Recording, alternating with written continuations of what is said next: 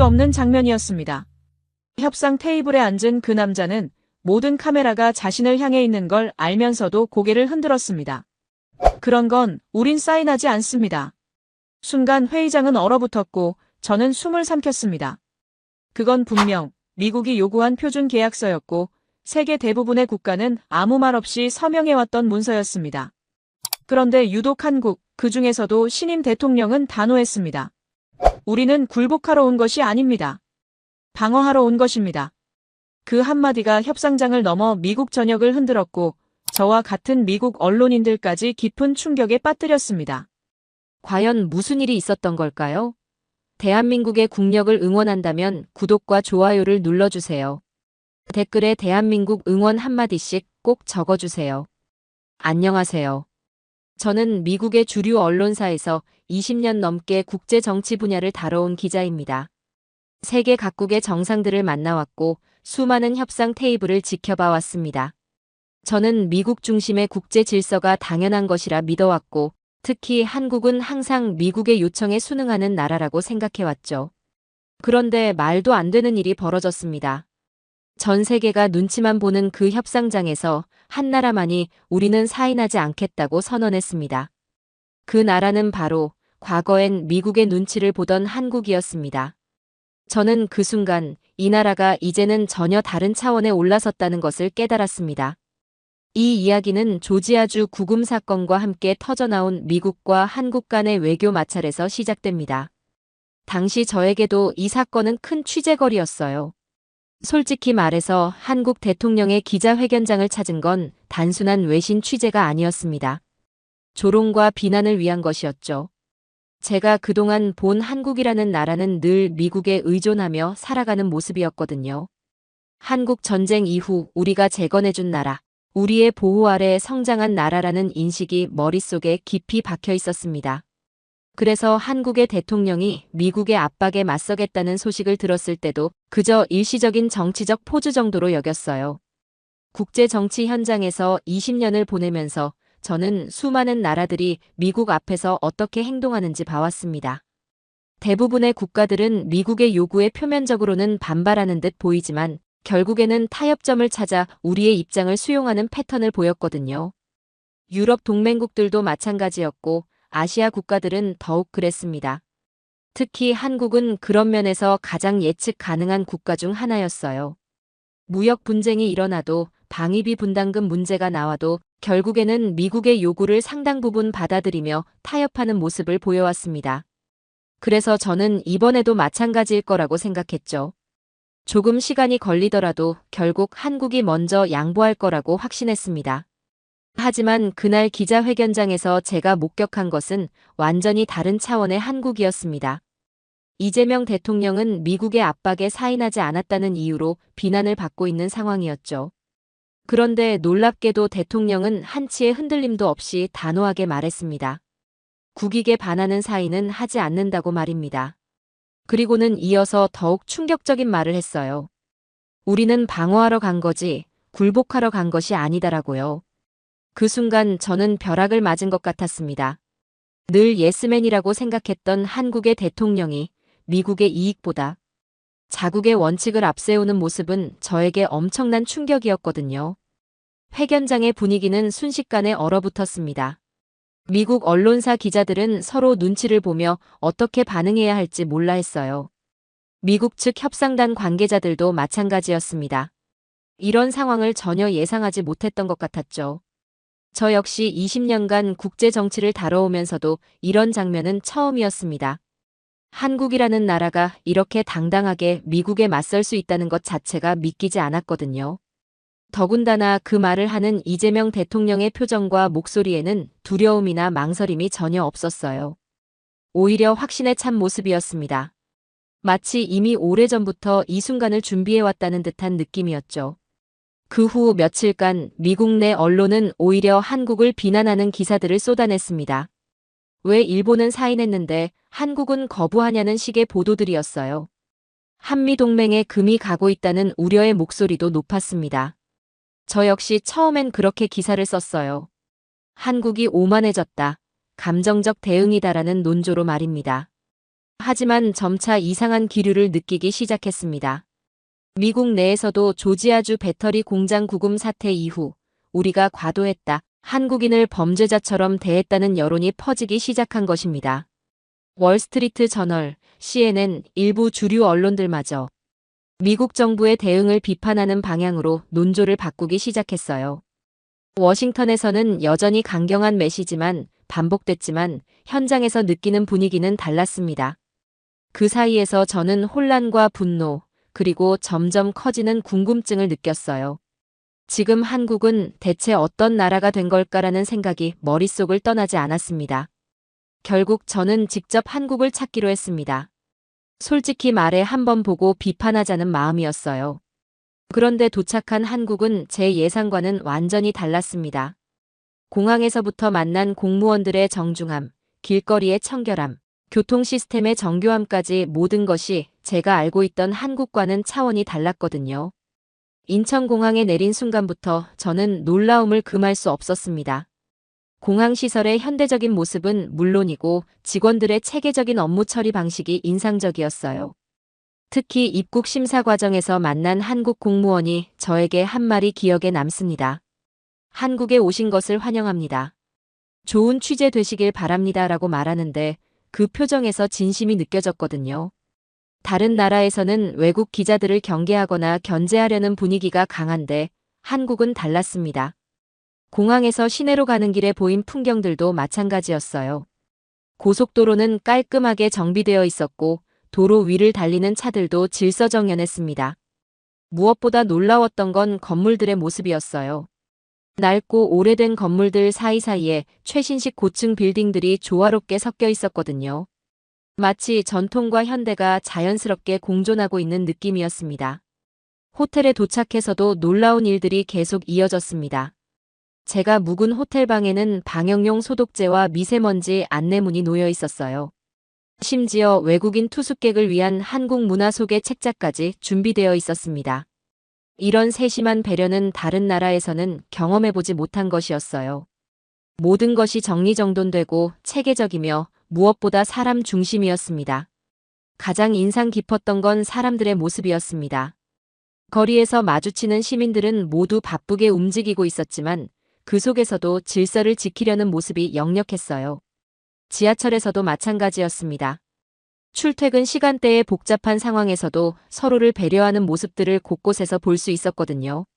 노약자 좌석을 비워두는 것은 기본이고 짐이 많은 사람을 도와주거나 길을 안내해주는 모습들이 자연스럽게 눈에 띄었어요. 무엇보다 놀라웠던 건 한국 시민들의 교육 수준이었습니다.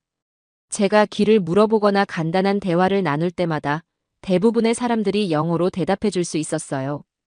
그것도 단순히 단어 몇 개를 나열하는 수준이 아니라 제법 유창한 영어로 설명해 주는 경우가 많았습니다. 한 택시 기사는 심지어 한국의 역사와 문화에 대해 영어로 설명해 주기까지 했어요. 이런 모습들을 보면서 저는 점점 이 나라가 그냥 성장한 게 아니구나라는 생각이 들기 시작했습니다.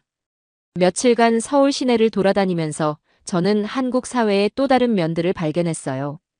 카페에서 일하는 젊은이들의 친절함, 식당에서 만난 사장님들의 정성스러운 서비스, 상점에서 물건을 사면서 느낀 신뢰감까지 모든 것이 인상적이었습니다. 특히 한국인들이 외국인인 저를 대하는 방식에서 이 나라의 성숙함을 느낄 수 있었어요. 한국 취재 중 가장 놀랐던 것은 이재명 대통령의 정책에 반대하는 사람들조차 그래도 이번 협상만큼은 잘했다고 입을 모은다는 사실이었습니다. 여야를 떠나서 심지어 평소 정부를 비판하던 언론들까지도 이번만큼은 대통령이 옳은 결정을 했다는 논조로 보도하고 있었어요. 이런 초당적 지지는 정말 놀라운 일이었습니다. 거리 인터뷰를 진행하면서 만난 한 시민은 이렇게 말했습니다.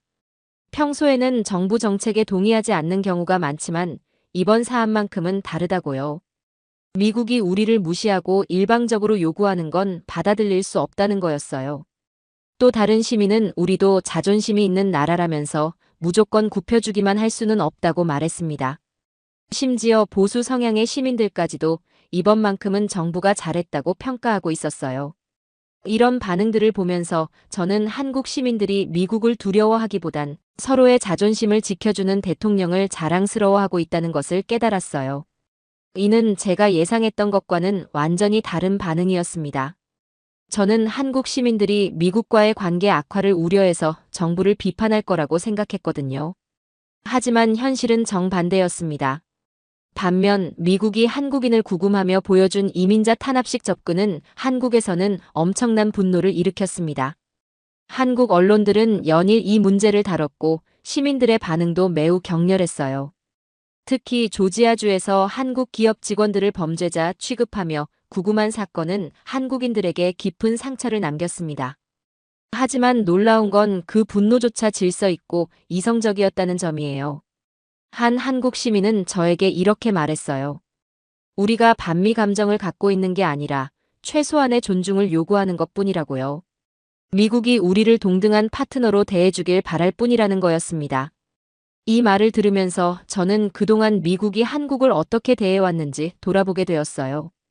그리고 그 분노는 단순한 반미 감정이 아니라 인간 대 인간으로서 최소한의 존중을 요구하는 것이었습니다. 이것은 제가 그동안 미국 외교에서 결코 보지 못했던 성숙함이었습니다. 한국 정부는 구금된 한국 기술자 300여 명을 신속히 송환했고 미국 내 여론도 이를 계기로 급변했어요. 한미 협상에서는 더 이상 일방적인 요구가 통하지 않았고 트럼프 행정부는 처음으로 공동조율이라는 단어를 공식 브리핑에 사용했습니다.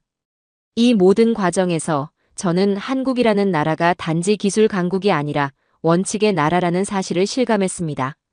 구금 사건이 해결되는 과정을 지켜보면서 저는 한국 정부의 대응 방식에 깊은 인상을 받았어요. 다른 나라 같으면 외교적 항의나 경제적 보복 조치를 먼저 내세웠을 텐데 한국은 달랐습니다. 우선 자국민의 안전한 송환에 모든 역량을 집중했어요. 감정적인 대응보다는 실질적인 해결책을 찾는 데 주력한 거죠. 이런 냉정하면서도 따뜻한 접근 방식은 정말 인상적이었습니다. 한국 외교부의 한 관계자는 저에게 이렇게 설명했습니다. 우리의 목표는 보복이 아니라 재발 방지라고요. 감정적으로 대응하면 문제가 더 복잡해질 뿐이라면서 원칙에 따라 차근차근 해결해 나가는 것이 최선이라고 말했어요. 이런 접근 방식은 제가 그동안 봐온 다른 나라들의 외교와는 확연히 달랐습니다. 대부분의 국가들이 감정적으로 반발하거나 즉흥적으로 대응하는 것과는 완전히 다른 차원의 성숙함이었어요.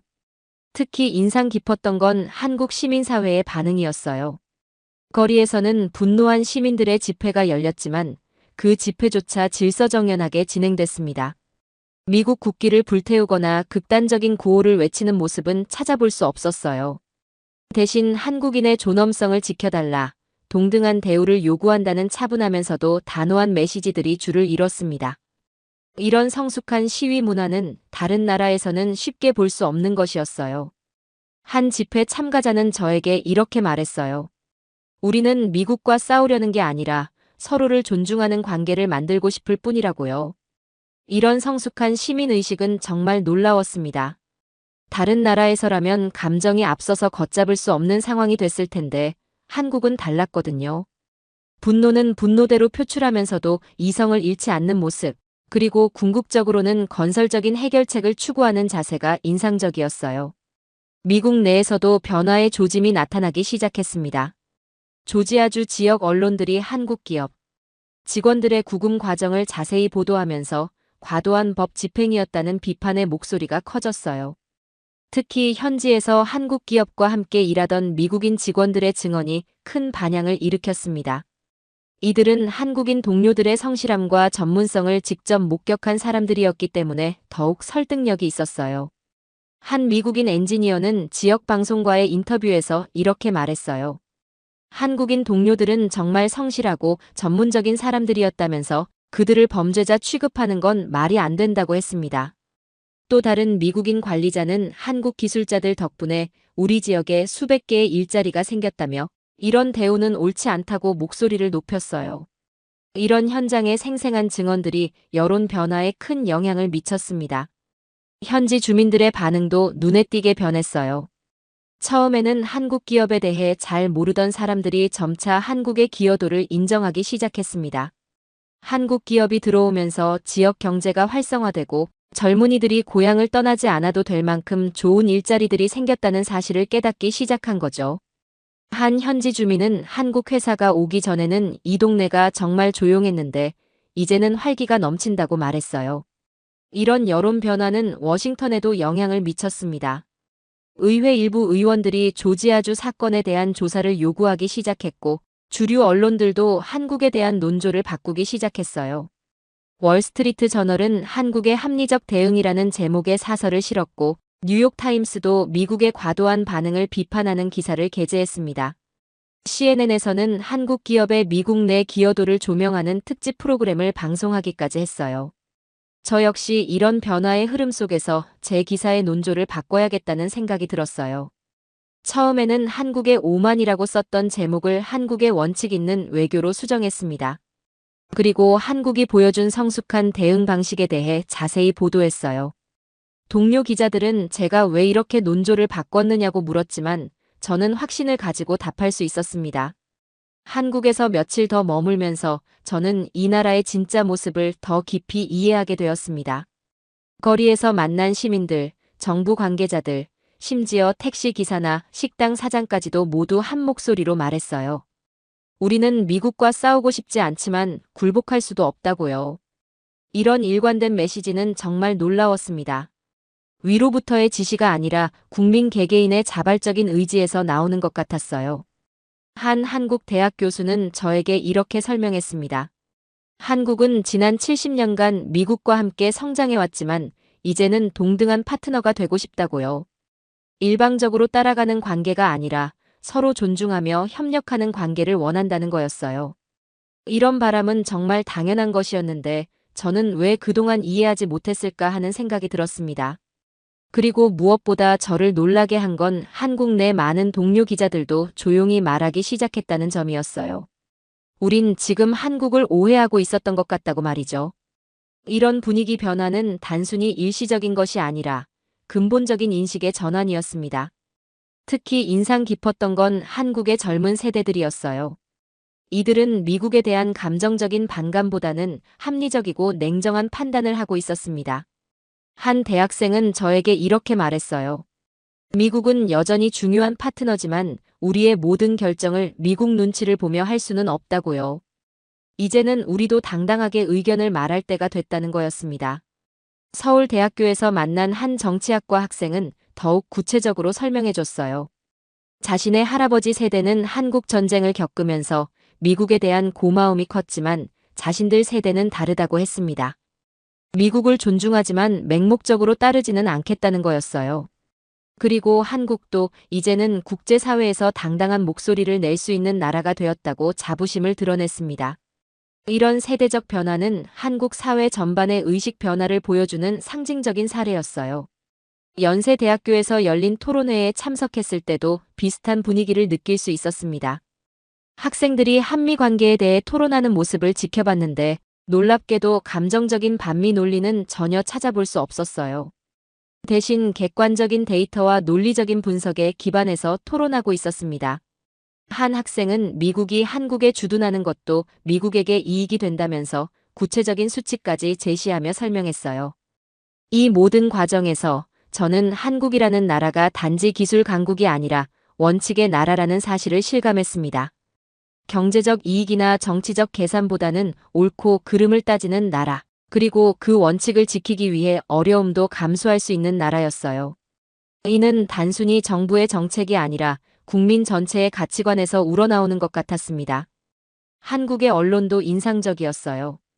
정부 정책을 무조건 지지하는 것이 아니라 비판할 건 비판하면서도 이번 사안에 대해서는 초당적 지지를 보내고 있었습니다.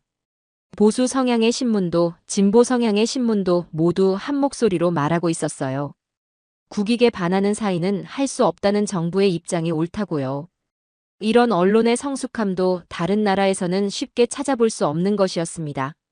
특히 놀라웠던 건 한국 기업들의 반응이었어요. 대기업들이 미국 시장에서 철수하거나 투자를 줄이겠다고 위협하는 것이 아니라 더 다양한 시장으로 영역을 확장하겠다는 전략을 발표했습니다. 이는 미국에 대한 의존도를 줄이면서도 공격적이지 않은 합리적인 접근이었어요. 삼성의 한 임원은 저에게 이렇게 설명했습니다. 우리는 미국 시장을 포기하려는 게 아니라 너무 한 곳에만 의존하는 것의 위험성을 깨달았다고요. LG전자의 경우도 마찬가지였어요. 유럽과 동남아시아 시장 확대에 더욱 집중하겠다고 발표했습니다. 한 관계자는 이렇게 말했어요. 시장 다변화는 이미 오래전부터 추진해온 전략인데 이번 사건을 계기로 더욱 속도를 낼 계획이라고요. 현대자동차 그룹도 인도와 중남미 시장에서의 입지를 강화하겠다는 계획을 발표했습니다. 이런 접근은 정말 현명해 보였어요. 중소기업들의 반응도 인상적이었습니다.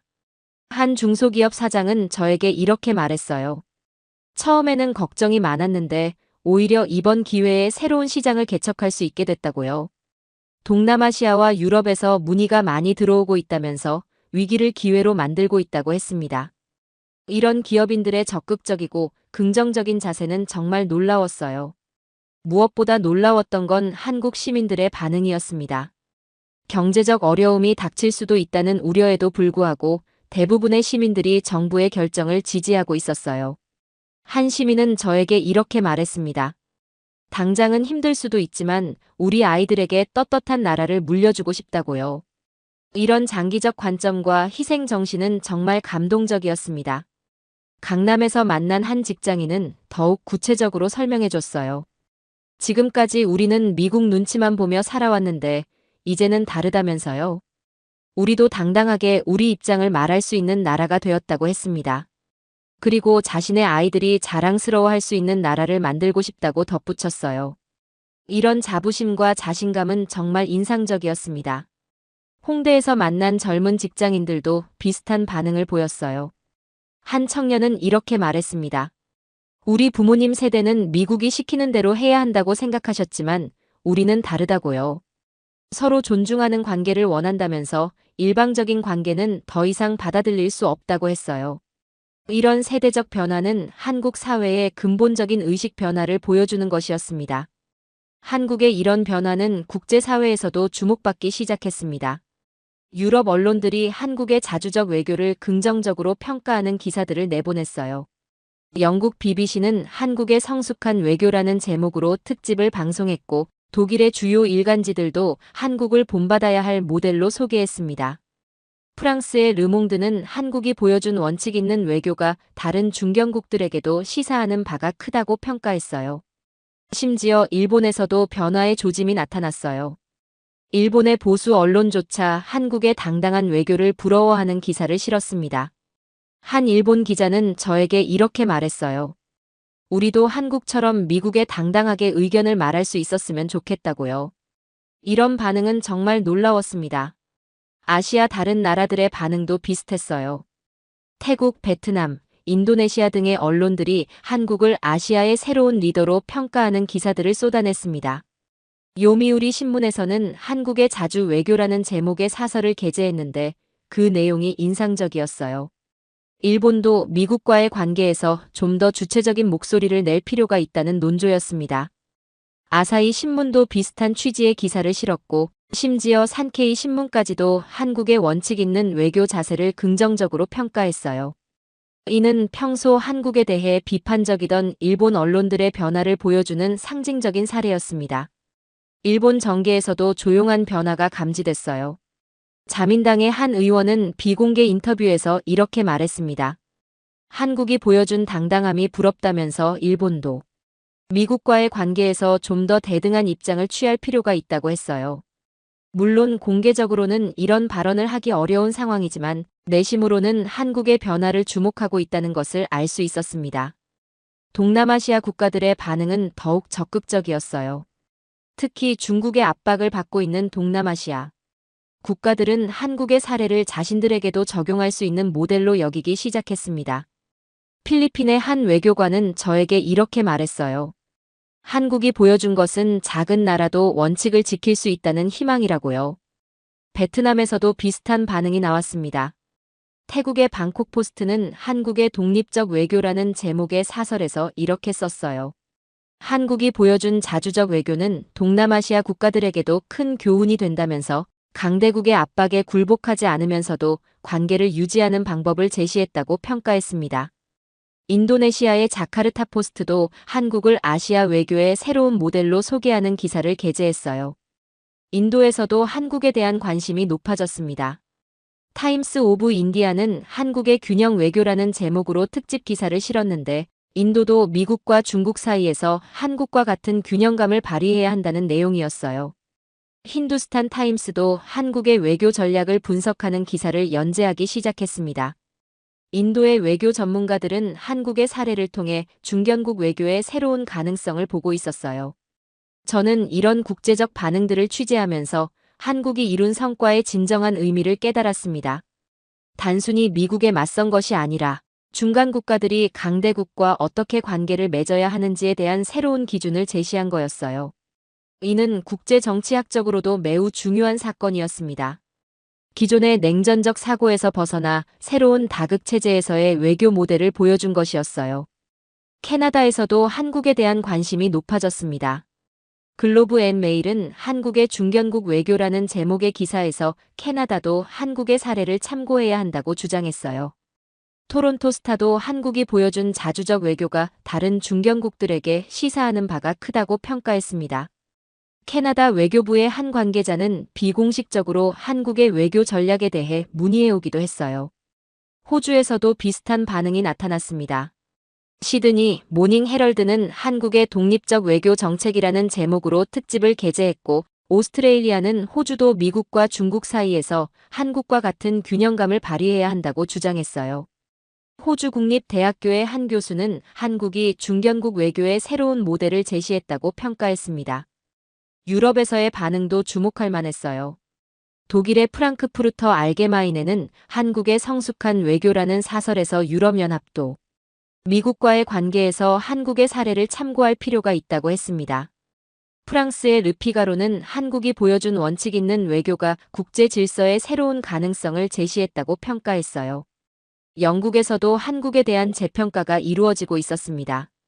파이낸셜 타임스는 한국의 경제 외교라는 제목의 분석 기사에서 한국이 경제력을 바탕으로 한 자주적 외교를 펼치고 있다고 평가했어요. 가디언은 한국이 아시아의 새로운 외교 강국으로 부상하고 있다고 분석했습니다. 그동안 한국을 단지 기술만 좋은 나라라고 여겨온 제 자신이 너무도 부끄러웠습니다. 한국은 기술뿐만 아니라 외교, 정치, 사회 모든 면에서 놀라운 성숙함을 보여주고 있었거든요. 특히 원칙을 지키면서도 감정적이지 않은 냉정한 판단력은 정말 배울 점이 많았어요. 강대국의 압박에 굴복하지 않으면서도 적대적이지 않은 방식으로 대응하는 한국의 외교술은 다른 나라들에게도 큰 교훈이 되고 있었습니다. 이제 저는 후배 기자들에게 말합니다. 한국을 취재할 땐 먼저 고개를 숙이고 배워라라고요. 이 나라는 우리가 생각하는 것보다 훨씬 더 깊이 있고 성숙한 나라라는 걸 깨달았거든요. 단순히 경제 대국이나 기술 강국이 아니라 진정한 의미의 선진국이었습니다. 미국 내에서는 K-원칙 외교를 분석한 책이 출간됐고, 외교학 수업에서는 이번 한국의 대응을 케이스 스터디로 활용하기 시작했습니다. 심지어 조지아주 지역 방송에서는 한국의 시민권 교육이 부럽다는 리포트도 나갔어요. 저 개인적으로는 한국 외교부와의 교류를 지속하며 앞으로의 변화에도 깊이 관여하게 되었습니다. 한국은 제게 단지 한 번의 취재 대상이 아닌 앞으로 배워야 할 미래의 모델이 되었습니다. 하버드 케네디 스쿨에서 출간된 한국의 원칙 외교라는 책은 미국 학계에서 큰 화제가 되었어요. 이 책의 저자인 존 미어샤이머 교수는 한국이 보여준 외교 방식이 기존의 현실주의 이론을 뛰어넘는 새로운 패러다임을 제시했다고 평가했습니다. 특히 힘의 균형에만 의존하지 않고 도덕적 정당성을 확보하면서도 실용적 이익을 추구하는 방식이 주목받았어요. 예일 대학교 국제관계학과에서도 한국 외교 사례 연구가 정규 과목으로 개설되었습니다. 담당 교수는 저에게 이렇게 말했어요. 학생들이 한국의 사례를 통해 전통적인 강대국 중심의 사고에서 벗어나 새로운 가능성을 모색하고 있다고요. 조지타운 대학교에서도 한국형 중견국 외교라는 세미나가 열리기 시작했습니다. 수강 신청 경쟁이 치열할 정도로 학생들의 관심이 높았어요. 콜롬비아 대학교에서 열린 한국 외교 심포지엄에 참석했을 때의 일이 기억납니다. 그곳에서 만난 미국의 젊은 외교관들은 한국의 대응 방식에 대해 진지하게 토론하고 있었어요. 한 참석자는 이렇게 말했습니다. 우리는 그동안 한국을 너무 단순하게 봤던 것 같다고요. 이번 사건을 통해 한국이 얼마나 전략적이고 원칙적인 나라인지 알게 되었다는 거였습니다. 특히 인상 깊었던 건 미국 대학생들의 반응이었어요.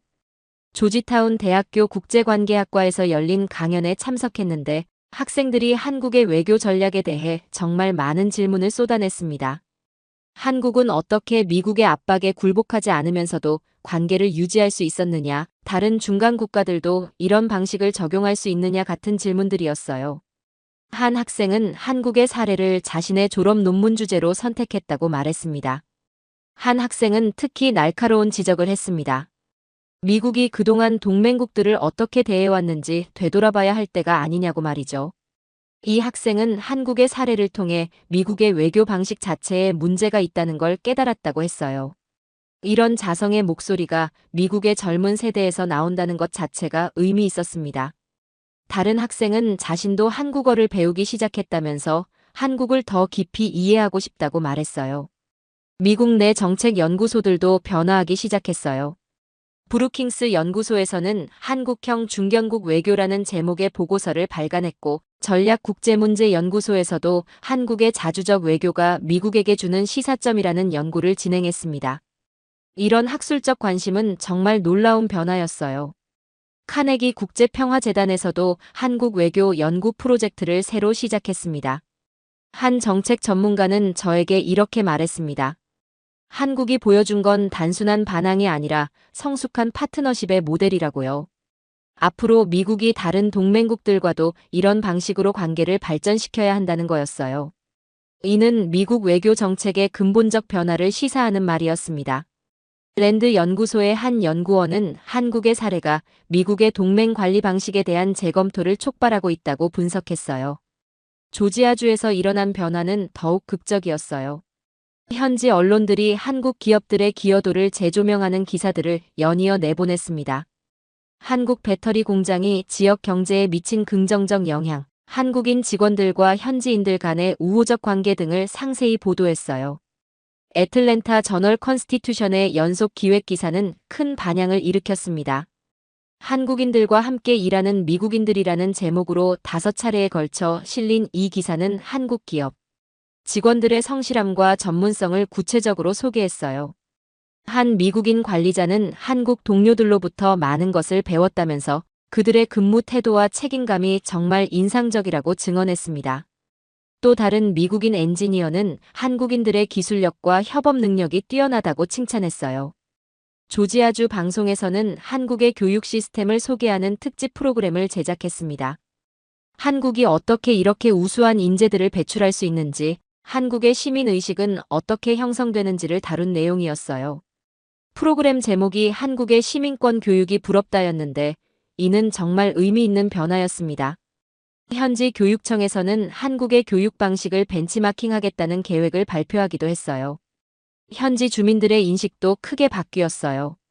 한국 기업이 들어오기 전에는 일자리가 부족해서 젊은이들이 다른 지역으로 떠나는 경우가 많았는데 이제는 오히려 다른 지역에서 일자리를 찾아 이곳으로 오는 사람들이 늘어났다는 거였습니다. 한 현지 주민은 한국 회사 덕분에 우리 동네가 완전히 달라졌다고 말했어요.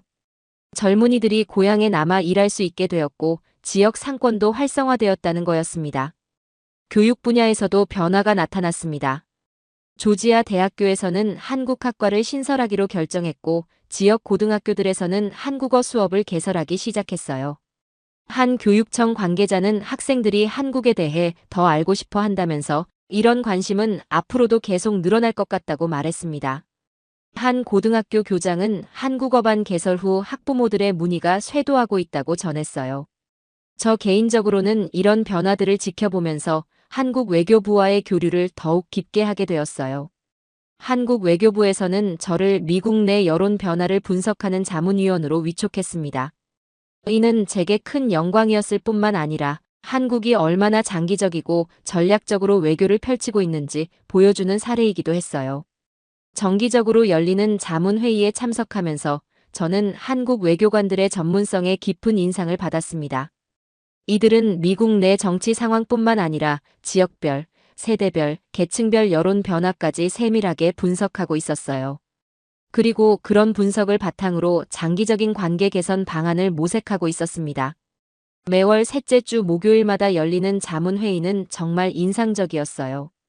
한국 외교부 북미국장을 비롯해 다양한 분야의 전문가들이 참석했는데 그들의 분석 능력은 정말 뛰어났습니다. 단순히 언론 보도만 분석하는 것이 아니라 여론조사 결과, 소셜미디어 동향, 심지어 지역별 경제 지표까지 종합적으로 검토하고 있었어요. 한 외교관은 저에게 이렇게 말했습니다. 우리는 단기적 성과보다는 장기적 신뢰관계 구축에 초점을 맞추고 있다고요.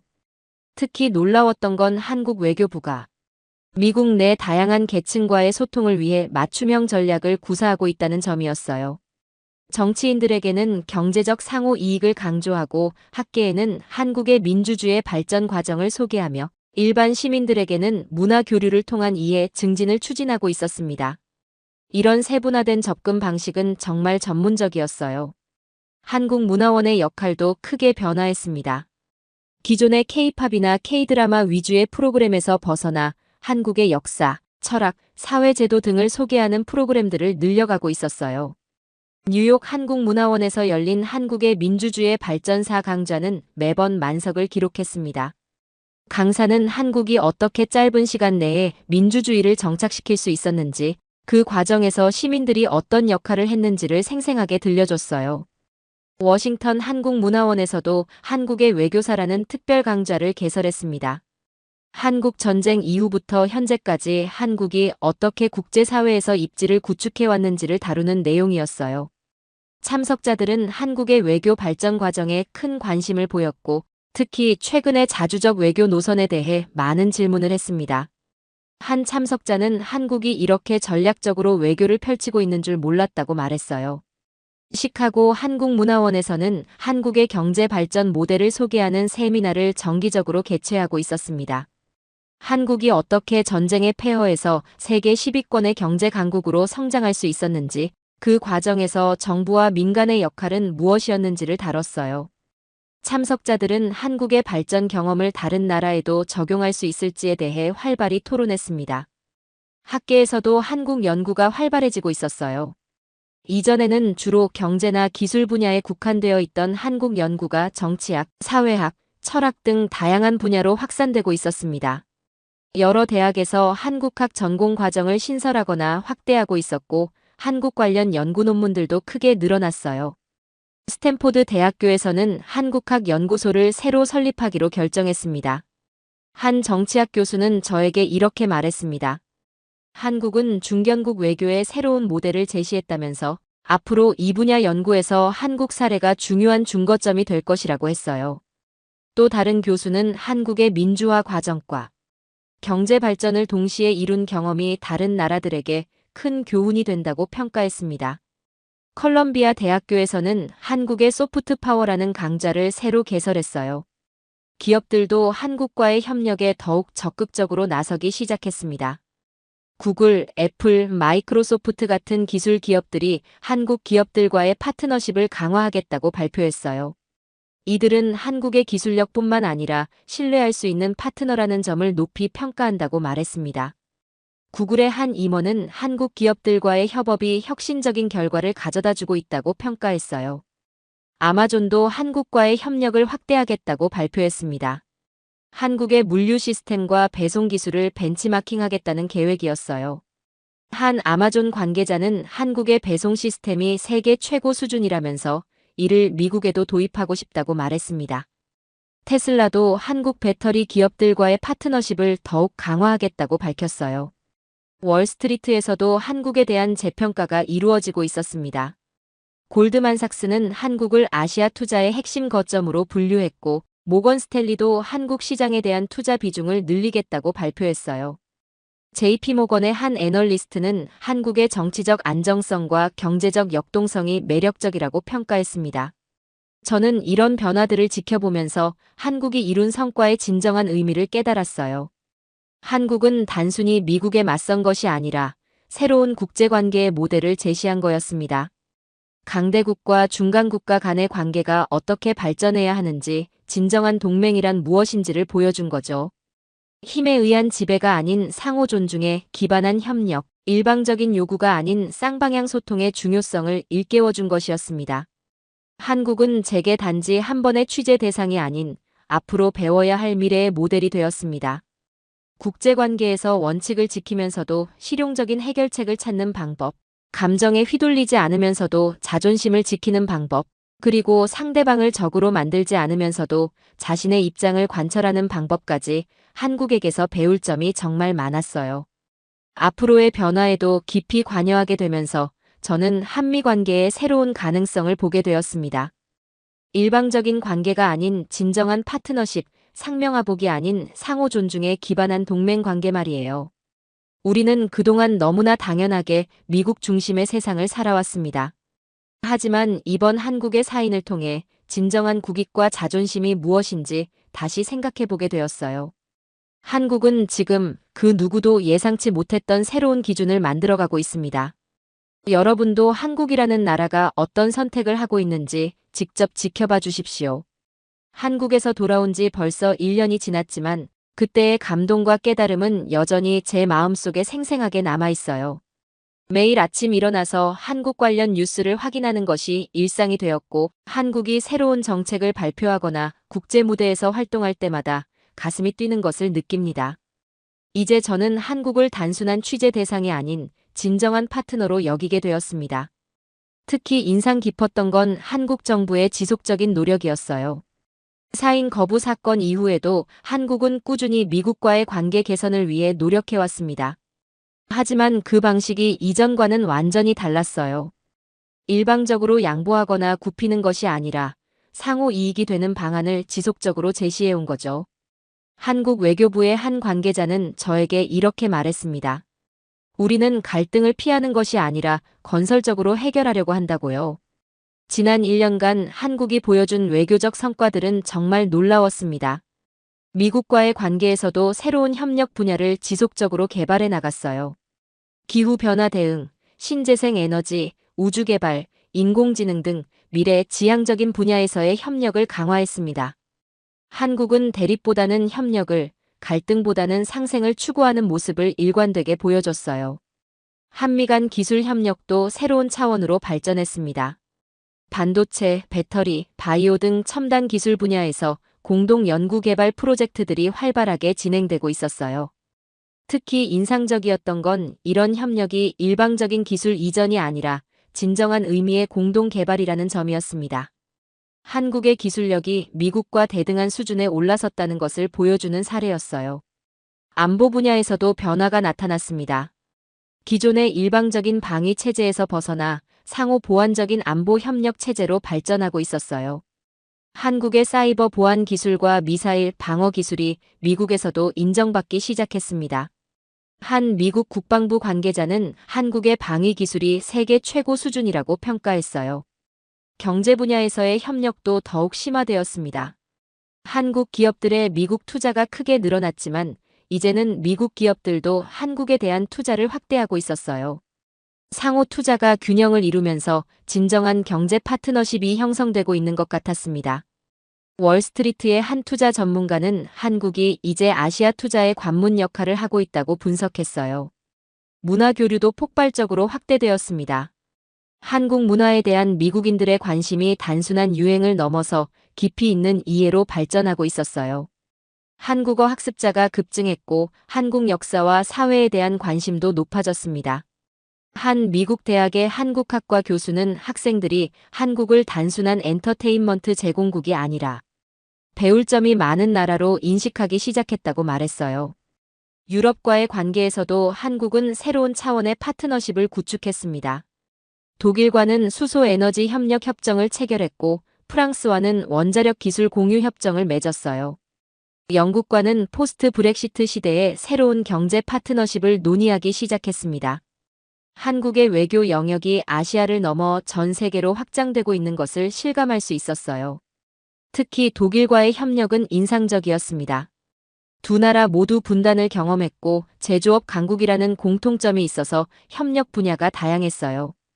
독일의 한 정치인은 한국이 분단 극복과 민주주의 발전에서 독일과 다른 독특한 경험을 가지고 있다면서 이를 통해 배울 점이 많다고 말했습니다. 양국은 통일 정책, 산업 전환, 환경 기술 등 다방면에서 협력을 확대하기로 합의했어요.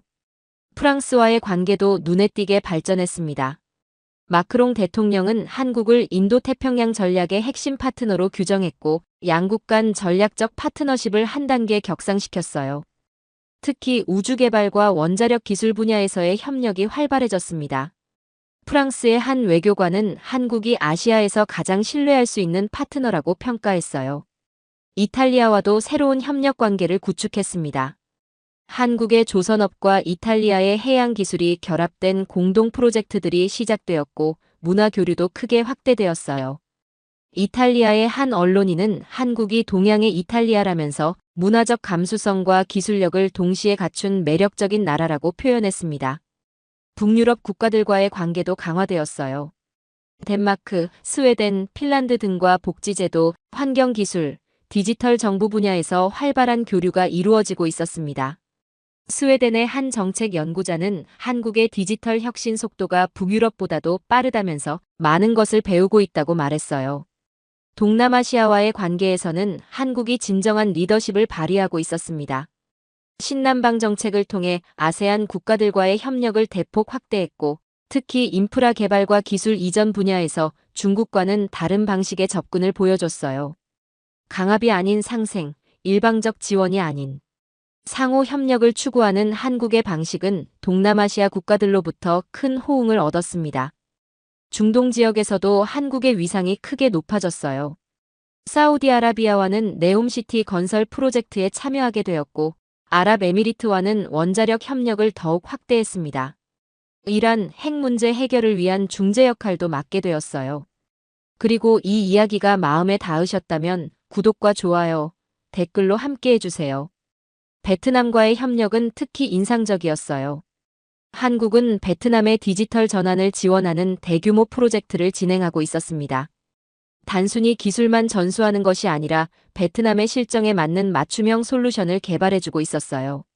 베트남의 한 정부 관계자는 한국이 진정한 파트너라면서 일방적으로 밀어붙이지 않고 함께 고민해주는 모습이 인상적이라고 말했습니다. 태국과는 스마트시티 건설 프로젝트를 공동으로 추진하고 있었어요. 한국의 정보통신 기술과 태국의 지역 특성을 결합한 혁신적인 도시 모델을 만들어가고 있었습니다. 태국의 한 도시계획 전문가는 한국의 접근 방식이 매우 체계적이면서도 유연하다고 평가했어요. 현지 상황을 충분히 고려하면서도 최신 기술을 적용하는 균형감이 뛰어나다는 거였습니다. 인도네시아와의 관계도 새로운 전환점을 맞았습니다. 한국은 인도네시아의 신수도 이전 프로젝트의 핵심 파트너로 참여하게 되었어요. 지속 가능한 도시 개발 경험을 바탕으로 친환경 스마트시티 건설을 지원하고 있었습니다. 인도네시아의 한 장관은 한국이 환경과 개발을 동시에 고려하는 선진적인 모델을 제시해주고 있다고 칭찬했어요. 말레이시아와는 할랄 산업 협력을 확대하고 있었습니다. 한국 기업들이 할랄 인증을 받아 중동과 동남아시아 시장에 진출하는 것을 말레이시아가 적극 지원하고 있었어요. 반대로 말레이시아 기업들도 한국의 기술력을 바탕으로 제품 경쟁력을 높이고 있었습니다. 말레이시아의 한 기업인은 한국과의 협력이 윈윈 모델의 완벽한 사례라고 표현했어요. 중동 지역에서 한국의 역할은 더욱 특별했습니다. 사우디아라비아와의 네옴시티 프로젝트는 한국의 기술력을 세계에 알리는 상징적인 사업이 되었어요. 사막의 미래 도시를 건설한다는 야심찬 프로젝트에서 한국이 핵심 역할을 맡게 된 것은 정말 자랑스러운 일이었습니다. 사우디의 한 고위 관계자는 한국의 기술력과 신뢰성을 높이 평가한다고 말했어요. 아랍에미리트와의 원자력 협력은 한국의 기술 주권을 보여주는 대표적인 사례였습니다. 바라카 원전 건설을 성공적으로 완료한 후 추가 원전 건설과 운영 기술 협력을 확대하고 있었어요. 아랍에미리트의 한 에너지 담당자는 한국의 원자력 기술이 세계 최고 수준이라면서 장기적인 파트너십을 원한다고 밝혔습니다. 이란과의 관계에서는 한국의 외교적 역량이 빛을 발했어요.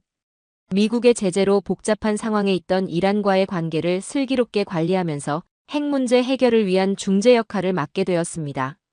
한 중동 전문가는 한국이 모든 당사자들의 신뢰를 받는 유일한 나라라고 평가했어요. 어느 한쪽에 치우치지 않으면서도 건설적인 역할을 할 수 있는 나라라는 거였습니다. 아프리카에서도 한국의 영향력이 확대되고 있었습니다. 한국형 경제 발전 모델에 대한 관심이 높아지면서 여러 아프리카 국가들이 한국과의 협력을 요청해왔어요. 가나, 르완다, 에티오피아 등이 한국의 새마을 운동을 벤치마킹하겠다고 발표했습니다. 한국국제협력단의 활동도 크게 확대되어 교육, 보건, 농업 등 다양한 분야에서 아프리카 발전에 기여하고 있었어요. 가나에서는 한국의 농업 기술을 도입해서 쌀 생산량을 2배로 늘리는 데 성공했습니다. 가나의 한 농업부 관계자는 한국의 기술 지원이 단순히 도움을 주는 것이 아니라 자립할 수 있는 능력을 길러준다고 감사 인사를 전했어요. 르완다에서는 한국의 정보통신 기술을 활용해 전자정부 시스템을 구축하고 있었습니다.